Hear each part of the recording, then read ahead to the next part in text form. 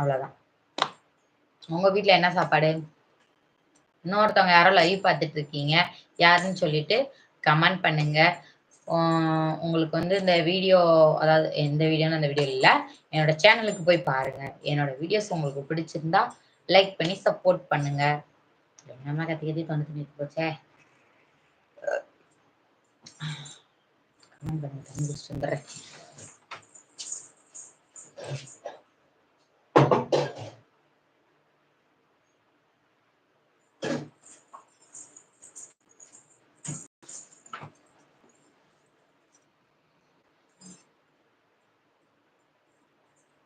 யாருப்பா அது? சந்தியா?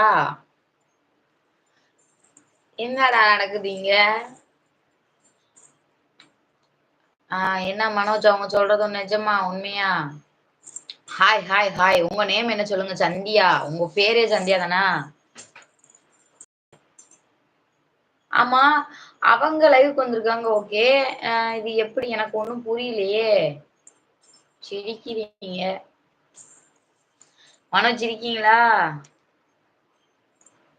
யார் இந்த சந்தியா? Yes sister. நிஜமாவா? எப்படி? ஐயோ, ஒண்ணும் புரியல. ப்ளீஸ் கொஞ்சம் எனக்கு புரியுற மாதிரி சொல்லுங்க. ஒருவேளை நீங்க 2 ஐடியில இருந்து கமெண்ட் பண்றீங்களா? ஓ, மனோஜ் லிங்க் ஷேர் பண்ணுனாங்களா? ஆமா. Okay okay okay. நல்லா இருங்க நல்லா இருங்க.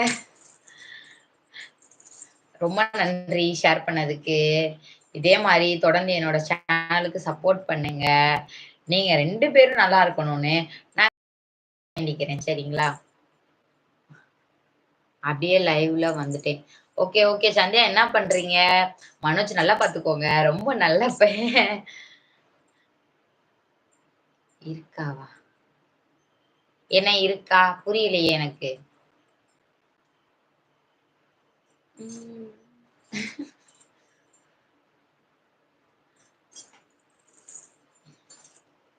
என்ன பண்றீங்க சொல்லுங்க? எனக்கு கமெண்ட் லேட்டா வருதா?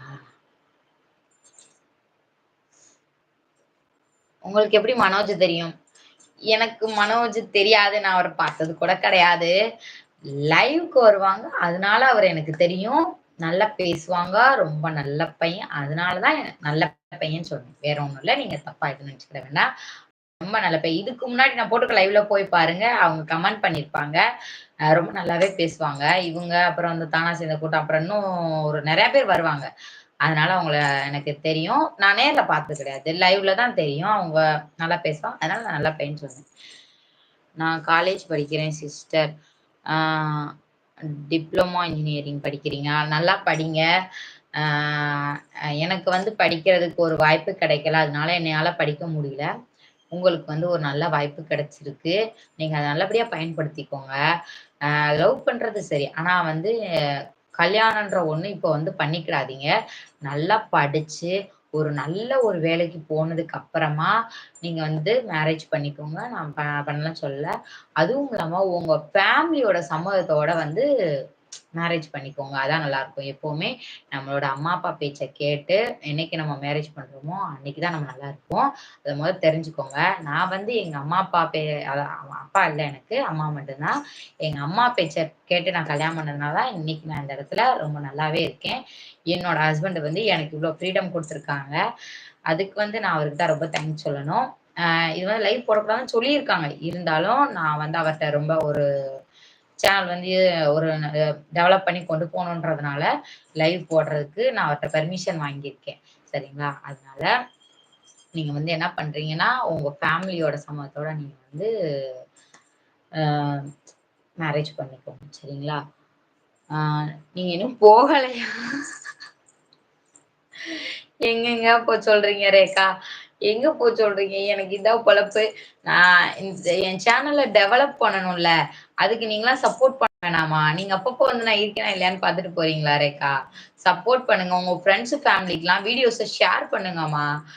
கொஞ்சம் நீங்கலாம் சேர்ந்து ஒரு கை சேர்ந்து தட்டினா சத்தம் வருமா? ஒரு கை தட்டினா சத்தம் வராது. 2 கை சேர்ந்து தட்டினா தான் சத்தம் வரும். அதனால ஆடியன்ஸ் ஆன நீங்களும், நானும் சேர்ந்து தட்டினா மட்டும் தான் என்னோட சேனல் கொஞ்சம் டெவலப் ஆயி போகும்.